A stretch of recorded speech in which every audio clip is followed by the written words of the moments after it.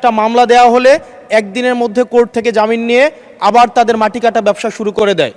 আমাদের আসন্ন পরিবেশ সংকট এবং পরিবেশকে সামনে রেখে মানবিক বিপর্যয় রোধে এবং কিছুদিন পরে আমাদের বর্ষাকাল রয়েছে, সেটি রোধে আমরা দেখতে পাচ্ছি বাংলাদেশের যতগুলো নদী রয়েছে, নদীর যেই চর এবং নদীর পাড় সংশ্লিষ্ট যে জমিগুলো রয়েছে সেখানে অবাধে মাটি কাটা হয়, সেখানে ড্রেজার দিয়ে মাটি কাটা হয় এবং সেটির কারণে যেই অংশটি থেকে মাটি কাটা হয় এর আশেপাশের জমিগুলো হচ্ছে আপনার বিপন্ন হয় এবং কৃষি উৎপাদনমুখী করা যায় না। যার ফলে যেটি হয়, আমাদের বন্যার সময় যে নদীর পাড় যেগুলো রয়েছে সেগুলো ভেঙে যায় এবং বন্যার সময় আমরা হচ্ছে যে ক্ষতি হয় সেই ক্ষতিটি 2 গুণ বা 3 গুণ বেড়ে যায়। সেজন্য মাননীয় মন্ত্রী মহোদয়ের কাছে আমার প্রশ্ন হচ্ছে, আমাদের এই পরিবেশ সংকট বিবেচনায় আমাদের সামনে বর্ষাকাল রয়েছে, সেটি বিবেচনায় মাটি কাটা বন্ধে, ড্রেজার বন্ধে আপনারা কি পদক্ষেপ নিয়েছেন?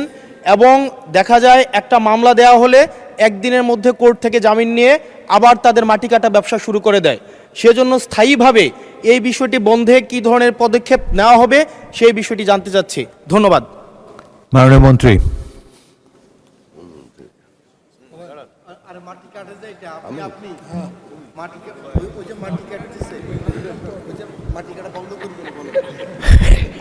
মাননীয় স্পিকার, আপনাকে ধন্যবাদ। আমি মাননীয় সংসদ সচিব বলতে চাই যে পরিবেশের সাথে মাটি কাটার একটা সম্পর্ক আছে।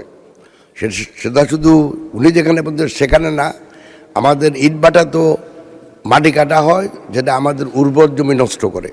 সেজন্য আমার মন্ত্রণালয় যথাযথ পদক্ষেপ নিয়েছে যাতে করে এই ধরনের অবাঞ্ছিত মাটি কাটা বন্ধ হয়। তবে ওনার পার্টিকুলার এরিয়ায় যদি কোনো সমস্যা থাকে দয়া করে যদি উনি যোগাযোগ করেন তাহলে আমরা খুব তাড়াতাড়ি এবং তড়িৎ গতির ব্যবস্থা নেব ইনশাল্লাহ।